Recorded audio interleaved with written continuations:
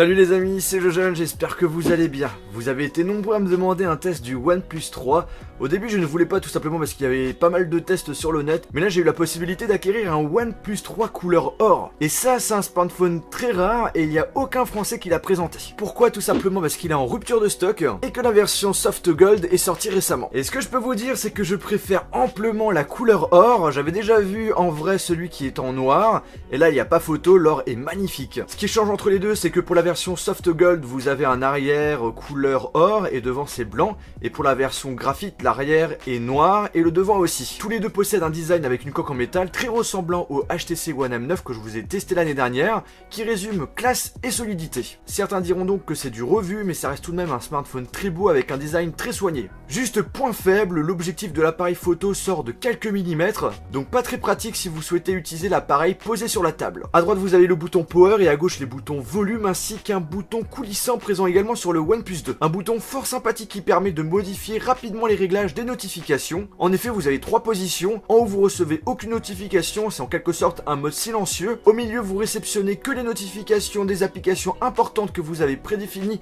dans les paramètres. Et en bas, vous acceptez de recevoir toutes les notifications. Malheureusement, on n'a pas la possibilité de rajouter de la mémoire, on est limité à 64 Go, mais bon, déjà 64 Go c'est déjà pas mal. Mais par contre, vous pouvez mettre deux cartes nano SIM, donc c'est assez pratique pour les étudiants à l'étranger ou certaines personnes qui souhaitent utiliser deux forfaits en même temps sur un seul téléphone. Et d'ailleurs vous avez aucun souci de compatibilité avec la 4G en France. Sinon vous avez en dessous une prise jack, un port USB type C et d'un haut-parleur avec une bonne qualité de son. Pour finir en bas de l'écran nous retrouvons trois boutons tactiles, le bouton multitâche et retour. D'ailleurs vous pouvez inverser leur rôle dans les paramètres. Et sinon on a le bouton home qui fait office de capteur d'empreinte digitale. Vous pouvez donc déverrouiller votre appareil avec sécurité avec votre doigt et la lecture est très rapide. Trois choses à savoir avec ces boutons. Déjà, vous avez une fonction raccourci afin d'activer rapidement certaines actions, comme éteindre l'écran, ouvrir l'appareil photo, etc.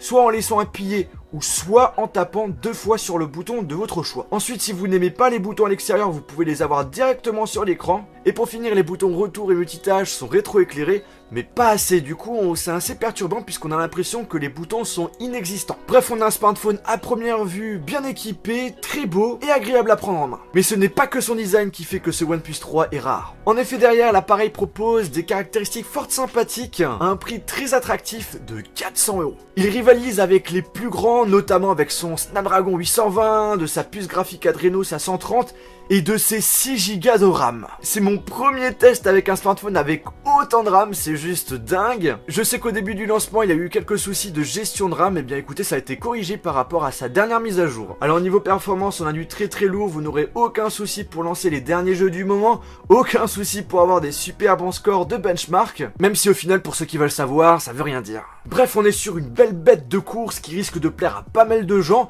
Par contre, j'ai rencontré des petits soucis de surchauffe du processeur dans certains jeux, mais rien de trop gênant, c'est quelque chose d'assez fréquent aujourd'hui. Le OnePlus 3 est équipé d'un écran 5,5 pouces, donc une taille idéale pour jouer, regarder des vidéos ou encore naviguer sur internet. Et comme l'année dernière, OnePlus n'a pas voulu augmenter en résolution, on reste sur du Full HD. On est sur un écran de bonne qualité avec une luminosité satisfaisante, mais j'ai déjà vu mieux, notamment chez Huawei qui selon moi propose les meilleurs écrans Full HD. Après bien entendu, ça reste un avis subjectif, mais pour ma part je trouve que les couleurs sont assez fades, et j'avais d'ailleurs fait cette remarque pour le OnePlus 2. Pour ceux qui veulent savoir, on retrouve des fonctionnalités qui s'activent lorsque l'écran est éteint, le double tap pour allumer l'écran, faire un V pour activer le flash arrière et un 0 pour ouvrir l'appareil photo rapidement. Contrairement à certaines personnes, je n'ai pas rencontré de problème par rapport à la batterie. L'autonomie n'est pas excellente, mais par contre elle reste quand même au-dessus de la moyenne, avec plus de 5 heures d'utilisation avec l'écran allumé pour une utilisation assez gourmande, naviguer sur internet, jouer à des jeux, activer le GPS, etc. Pour vous donner quelques idées, j'ai perdu 50% en jouant à Pokémon Go pendant 2h30. Et autre petit exemple, j'ai perdu 44% en utilisant le GPS Google Maps pendant 2 heures de route. Bref, c'est quelque chose qui est convenable aujourd'hui. Ok, niveau performance, c'est très bon, mais est-ce que c'est pareil pour la photo et la vidéo? Eh bien franchement, je peux le dire, c'est très bon. Son appareil photo arrière de 16 mégapixels avec ouverture 2.0 ne m'a pas déçu contrairement au OnePlus 2. Le résultat, vous le voyez par vous-même, des belles couleurs, des photos bien détaillées, et c'est également le cas lorsqu'on zoome dessus. Ce que j'apprécie sur ce OnePlus 3, c'est qu'il est capable de prendre des photos très rapidement, mais quelquefois la mise au point n'est pas tout le temps efficace. C'est pourquoi on peut se retrouver avec des photos floues. Je tiens à préciser aussi qu'il faut oublier de faire des photos macro avec, comme la plupart des smartphones. Lorsque vous souhaitez prendre un objet de très près, eh bien le résultat n'est pas bon. Il faut reculer de quelques centimètres pour avoir une mise au point parfaite. Pour les photos en faible luminosité, c'est comme d'habitude, c'est pas trop ça. On a un mélange de grain et de flou qui fait que votre photo risque fortement d'être ratée. Par contre, le flash est assez efficace lorsqu'on souhaite faire des photos proches. Au niveau de la vidéo, déjà j'ai remarqué que la stabilisation était meilleure en 1080p qu'en 4K. Les mouvements sont un peu moins présents quand on filme en Full HD. On peut réaliser des vidéos souvenirs sans avoir peur du résultat. Ensuite, pour la caméra frontale de 8 mégapixels, j'ai été satisfait, mais il ne rivalise pas avec le S7 Edge.